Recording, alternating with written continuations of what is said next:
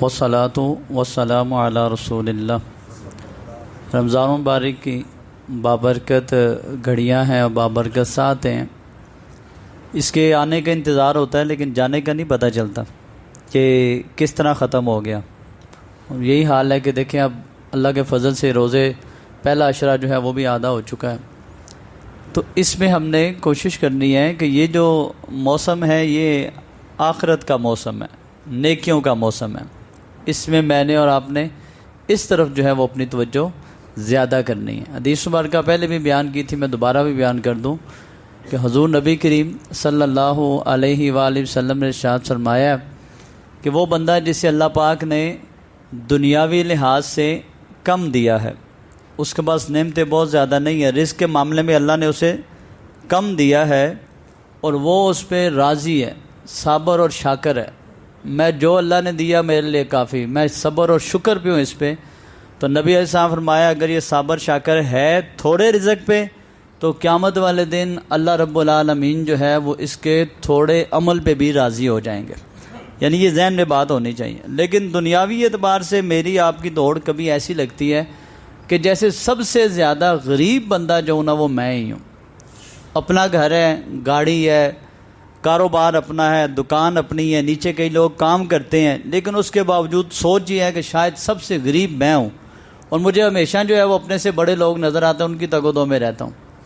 اور دینی اعتبار سے شیطان میرے اندر بعض کہتے وسوسہ پیدا کر دیتا ہے کہ میں تو جناب نماز بھی پڑھی، میں نے تو روزہ بھی رکھا، میں نے داڑھی بھی رکھی ہوئی ہے، اور یہ جب میں سمجھانے لگتا ہوں، یہ دین کے معاملے میں لڑنے لگتا ہوں یا کسی پہ فتویٰ لگانے لگتا ہوں، تو میرا اعتماد ایسا ہوتا ہے، اللہ معاف کرے شاید کہ میرے اوپر کوئی مہر لگ چکی ہے کہ مجھ سے صحیح بندہ ہی نہیں ہے دینی لحاظ سے کوئی۔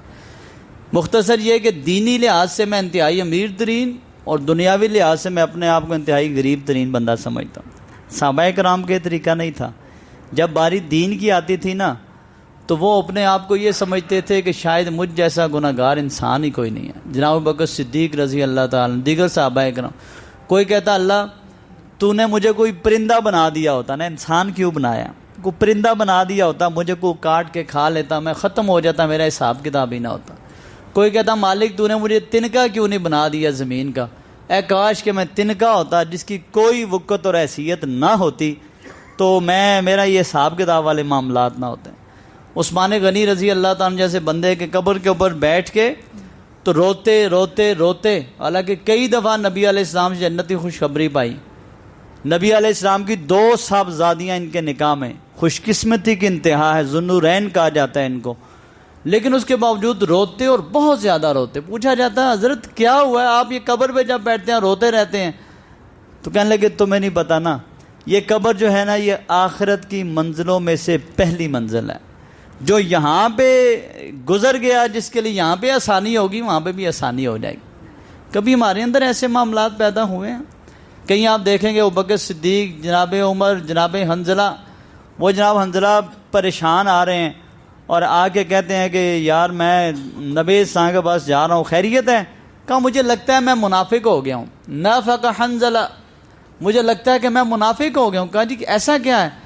کہا جب نبی علیہ السلام کی خدمت میں حاضر ہوتے ہیں کیفیت کچھ اور ہوتی ہے، آپ کی بارگاہ میں بیٹھے ہوتے ہیں تو دل کی کیفیت، ایمان کی کیفیت کچھ اور ہے، جو ہی وہاں سے اٹھتے ہیں بیوی بچے کام کاج میں لگتے ہیں تو وہ کیفیت نہیں رہتی جو نبی علیہ السلام کے پاس ہوتی ہے۔ میں سمجھتا ہوں یہ دوغلا پن ہے، یہ منافقت ہے۔ انہوں نے کہا تیرے ساتھ یہ تو ہمارے ساتھ بھی ہے۔ وہ بھی چلے گئے اور نبی علیہ السلام کی خدمت میں جا کے اپنا عذر پیش کیا۔ آپ صلی اللہ علیہ وسلم فرمایا اللہ کے بندو، ایمان جو ہے نا وہ اسی چیز کا نا، کبھی ایمان اوپر ہوتا ہے کبھی نیچے ہوتا ہے، کبھی اوپر ہوتا ہے کبھی نیچے ہوتا ہے۔ اگر وہ کیفیت ایمانی تمہاری رہے ہمیشہ جو میرے پاس بیٹھ کے ہوتی ہے نا، اس طرح کی کیفیت اگر تمہاری رہے تو اللہ رب العالمین کے وہ پاک فرشتے زمین پہ اتریں اور تمہارے ساتھ ہاتھ ملائیں، مصافحہ کریں تمہارے ساتھ۔ لیکن فرمایا ایسا ہو نہیں سکتا، اوپر نیچے کیفیات ہوتی رہتی ہیں۔ یہ کس لحاظ سے بات کر رہا ہوں؟ وہ اپنے آپ کو کوئی سمجھتا ہے میں منافق ہوں، کوئی سمجھتا میرا عمل پتہ نہیں کیا، کوئی سمجھتا پتہ نہیں مجھے جنت ملے گی نہیں، کوئی سمجھتا پتہ نہیں جنت سے چھٹکارا ہوگا کہ نہیں۔ اچھا ہمارے اور صحابہ کرام کے سوال بھی الگ ہیں۔ صحابہ کرام کی پوری کتاب لکھی جا چکی ہے اس پہ۔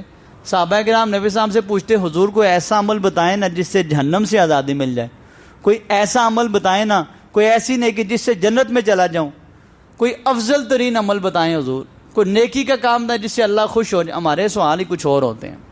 تو صحابہ اکرام اپنے آپ کو دینی لحاظ سے انتہائی غریب سمجھتے تھے، جبکہ قرآن نے اسی وجہ سے، اللہ پاک نے قرآن میں فرمایا کہ رضی اللہ عنہم ورضوا عنہ، اللہ ان سے راضی ہے اور وہ اپنے اللہ سے راضی۔ ان کے معاملات کو جس طرح سے ہوتے تھے۔ آخری بات یہ ہے میرے پاس کہ دینی لحاظ سے دو باتیں میں یہ بھی کرنا چاہتا ہوں کہ جو غریب بندے ہوتے تھے نا، ان کے بارے میں یہ ہے کہ نبی علیہ السلام نے ایسے ایک دفعہ اپیل کی تو ایسے جناب ڈھیر لگ گیا مال کا۔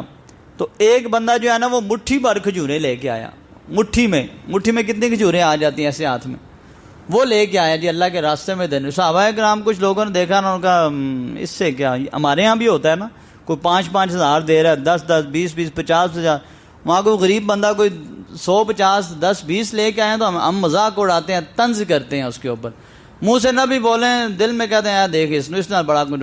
نبی صاحب نے محسوس کیا، کچھ لوگ یہ محسوس کر رہے ہیں کہ یہ بندہ تھوڑی سی کھجوریں لے کے آیا ہے۔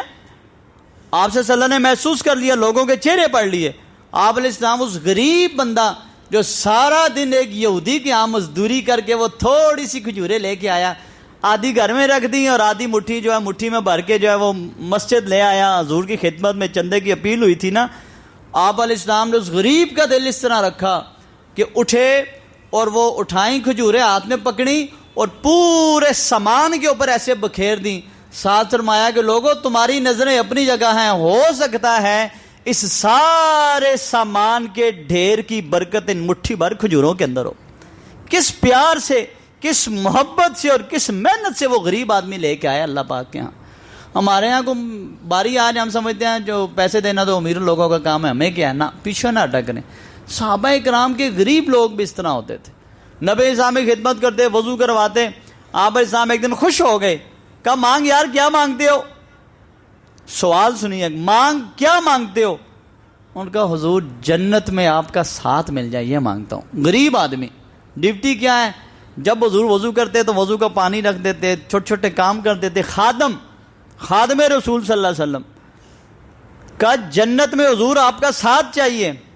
نبی صاحب نے کہا آوا غیر ذالک، کیا اس کے علاوہ بھی کوئی خواہش ہے تو بول، کیونکہ نبی علیہ السلام آپ کو پتا ہے کہ اللہ پاک کے برگزیدہ ہستی تھی۔